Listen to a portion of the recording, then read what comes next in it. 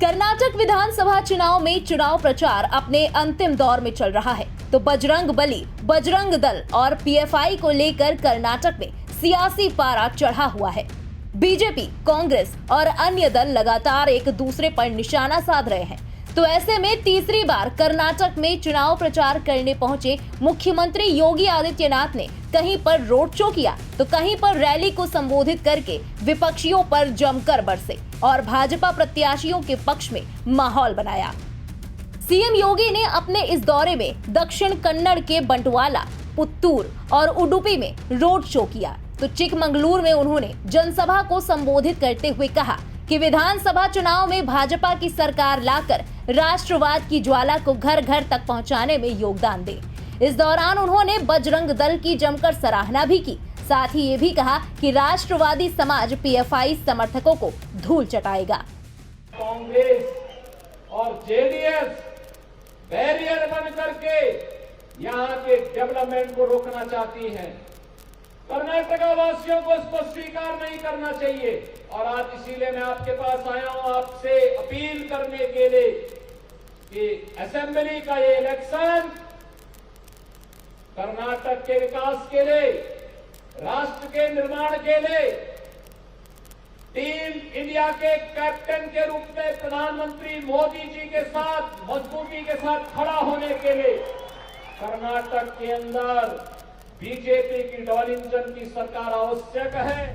कर्नाटक के उडुपी में road show में सीएम योगी आदित्यनाथ ने हनुमान चालीसा की एक लाइन पढ़कर कहा, जिस तरह हनुमान जी ने रावण की लंका में जाकर रावण के सभी अधर्म के कार्यों को समाप्त करने में योगदान दिया था, ठीक उसी तरह कांग्रेस जेडीएस का खात्मा करेंगे। भाइयों बहनों, अब समझ में आ रहा है कि कांग्रेस हनुमान जी का विरोध क्यों कर रही है। क्योंकि हनुमान जी के रहते हुए भूत पिशाच से निकट नहीं आवे, महावीर जब नाम सुनावे।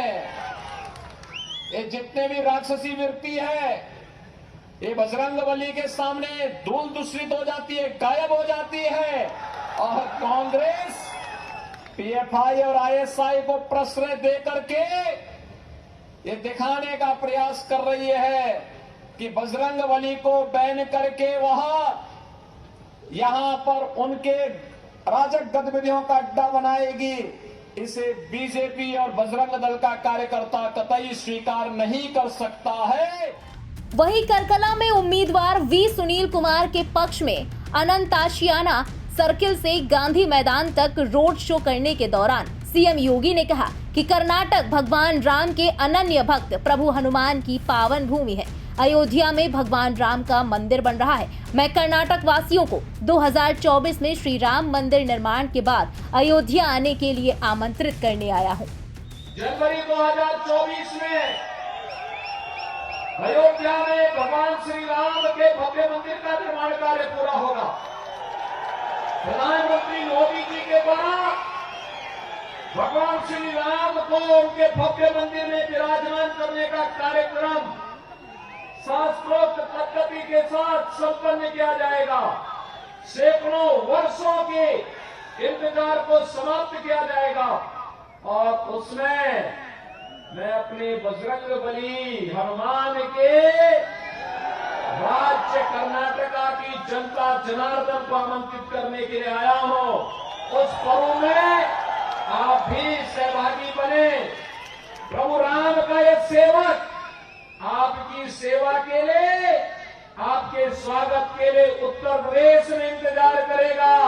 इस दृष्टि से आपको आमंत्रण देने के लिए आज मैं यहाँ पर आया हूँ। दूसरी तरफ सीएम योगी आदित्यनाथ ने अपने इस दौरे में कर्नाटक के कई भाजपा प्रत्याशियों के लिए रोड शो और जनसभा को संबोधित कर उनके पक्ष में माहौल बनाया और इस दौरान जनता ने भी उनका काफी गर्मजोशी के साथ स्वागत किया। सीएम योगी की रैलियां और रोड शो सीएम योगी बाबा, बुलडोजर बाबा के नारों से गूंजती रही। बहरहाल अब देखना ये होगा कि जितना शोर सीएम योगी की इन रैलियों, रोड शो, जनसभाओं ने बटोरा, वैसा ही शोर नतीजों में दिखता है या नहीं। इंडिया पब्लिक खबर के लिए वेद मिश्रा की रिपोर्ट। फिलहाल इस खबर के बारे में आपकी क्या राय है, कमेंट सेक्शन में लिखकर जरूर बताएं। देश और दुनिया की बाकी बड़ी और अहम खबरों के लिए सब्सक्राइब करना ना भूलें इंडिया पब्लिक खबर के YouTube चैनल को और बेल आइकन दबाएं ताकि चैनल से जुड़ी किसी भी लेटेस्ट अपडेट से आप कहीं चूक ना जाएं।